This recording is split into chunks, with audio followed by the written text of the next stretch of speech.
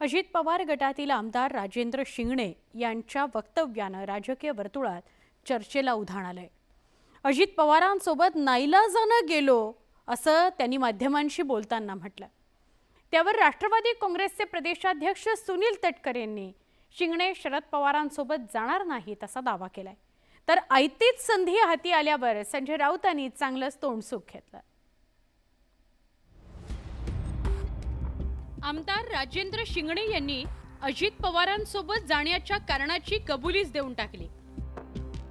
जिल्हा सहकारी बँकेच्या अडचणीमुळे नाईलाजानं अजित पवार यांच्याबरोबर गेलो असं राजेंद्र शिंगणे यांनी सांगितलं। गेल्या वर्षी 2 जुलैला अजित पवार त्यांच्या समर्थक आमदारांसह महायुती सरकारमध्ये सामील झाले होते। अजित पवारांनी उपमुख्यमंत्री पदाची शपथ घेतल्यावर राष्ट्रवादी काँग्रेसमध्ये फूट पडल्याचं स्पष्ट झालं होतं। अजित पवारांना राष्ट्रवादी काँग्रेसमधील बहुसंख्य आमदारांनी साथ दिली होती। त्यात आमदार राजेंद्र शिंगणे यांचाही समावेश होता। मात्र अजित पवारांसोबत नाईलाजानं गेल्याचं वक्तव्य राजेंद्र शिंगणे यांनी केलंय। तसंच शरद पवारांचं तोंड भरून कौतुक करत आजही शरद पवारांना नेता मानतो असं राजेंद्र शिंगणे यांनी सांगितलं। मध्यंतरी माझ्या जिल्हा सहकारी बँकेच्या अडचणीमुळे मी नाईलाजानं अजितदादांच्या बरोबर तिथे गेलो। आज जिल्हा सहकारी बँकेला 300 कोटी रुपये राज्य सरकारने त्या ठिकाणी दिलेले आहेत। परंतु निश्चितपणे आदरणीय पवार साहेब हे नेहमीच माझ्याकरता आदरणीय राहतात। अजित पवारांसोबत नाईलाजाने गेलो आणि शरद पवार माझ्यासाठी आदरणीय राहतील, राजेंद्र शिंगणे यांच्या या वक्तव्याचे राष्ट्रवादी काँग्रेसला चांगलेच हादरे बसले। त्यामुळे प्रदेशाध्यक्ष सुनील तटकरेंनी तातडीनं खुलासा केला।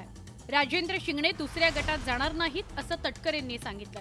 तसंच आम्हीही पवार साहेबांना दैवत मानतो असं तटकरेंनी जाहीर केलं।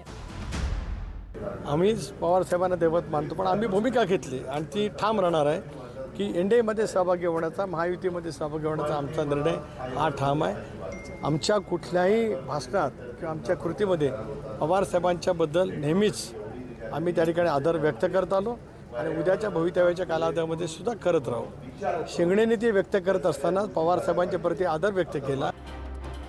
राजकीय गदारोळ सुरू झाल्यानंतर संजय राऊतांनीही त्यांच्या खास शैलीत समाचार घेतला। त्याचं कारणही तसंच होतं। गेल्या वर्षी जशी राष्ट्रवादी काँग्रेसमध्ये फूट पडली तशीच फूट 2 वर्षांपूर्वी शिवसेनेत पडली होती। त्यामुळे त्या फुटीचा संदर्भ देत संजय राऊतांनी तोफ डागली।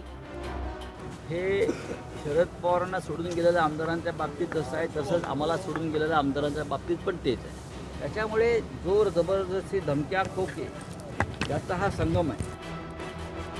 आमदार राजेंद्र शिंगणे यांनी केलेल्या वक्तव्याचे सत्ताधारी आणि विरोधक त्यांच्या सोयीनुसार अर्थ काढतायत। मात्र राजेंद्र शिंगणेंनी केलेल्या वक्तव्यानं त्यांच्या पक्षाची चांगलीच गोची झाल्याचं बघायला मिळतंय।